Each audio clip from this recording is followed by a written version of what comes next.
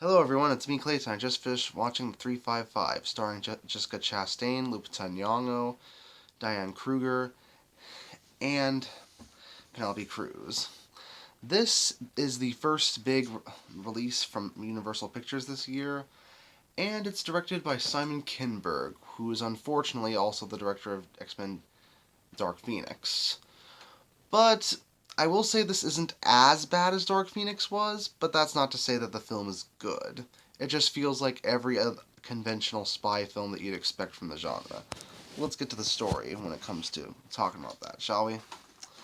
The story revolves around Mace Brown, played by Jessica Chastain, who has to help find this little drive that can apparently control any electronic device in the world, anything from a plane in the sky to the phone in your pocket.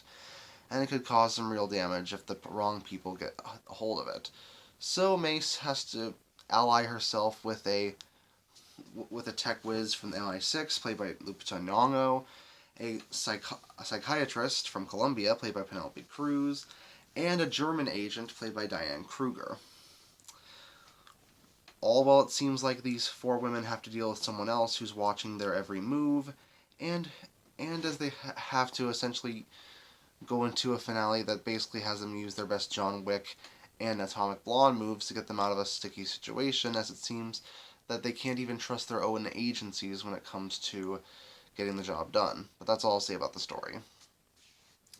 While the cast, as you probably expected, is pretty much A-list when it comes to Chastain, Nyong'o, Kruger, Penelope Cruz, and even Edgar Ramirez and Sebastian Stan being on hand here, despite this great cast, the script leaves a lot to be desired, as every single cliche from the spy genre makes its way in here, and it feels like despite this opportunity they have to do something new with the genre, they certainly don't try to they certainly don't miss out on any cliches. In fact, they happen to hit every single one, and you'll probably predict the story as it goes along, meaning there's very few surprises.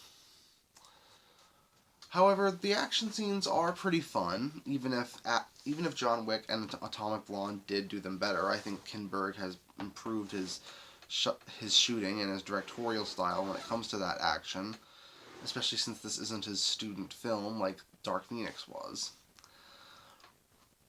However, I also don't think that the film is really that memorable when it comes to its action scenes either. While they are well shot and clearly well choreographed, the action scenes at places like a high-rise apartment or at a dock or at an auction are things we've seen 100 times before and better in other movies. And no matter how many references you have to Mission Impossible or James Bond, as there are in this movie, you'll just be recalling memories of better films that we could be watching instead. That's not to say that the film is preachy with its messaging or that it tries too hard to be empowering. It just feels like when you take away the fact that all the main characters are women, the film has little else going for it. And its story is so forgettable and something you've seen a million times already, to the point where you'll probably forget everything that happened as soon as you leave the theater. So yeah, not a great way to start out the films for 2022, but it's not a disaster either. That's why I'm going to give it a 5 out of 10. Mediocre at best, and pretty forgettable at worst. See you next time.